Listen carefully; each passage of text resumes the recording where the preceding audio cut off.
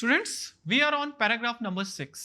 In previous paragraph, we have discussed that how the prophethood had been given to Prophet Muhammad sallallahu alaihi wasallam and what was the first revelation. Now, this process of revelation continued for next 23 years. अगले 23 साल तक profit Muhammad सल्लल्लाहु अलैहि वसल्लम को वही के ज़रिए पैगाम इलाही पहुंचाया जाता रहा।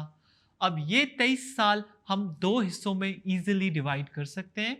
एक हिस्सा मक्की फेस और दूसरा हिस्सा मदनी फेस। मक्की फेस वो है जो पहली वही से लेकर हिजरत मदीना तक जितना भी अरसा था वो मक्की फेस है, और इस अरसे में जो जो आयात आप सल्लल्लाहु अलैहि वसल्लम पे नाजिल हुई उनको हम मक्की आयात या मक्की सूरतें कहा जाता, उनको हम मक्की आयात या मक्की सूरतें कहते हैं, और ये तकरीबन 2/3 हिस्सा बनता है पूरे कुरान करीम का।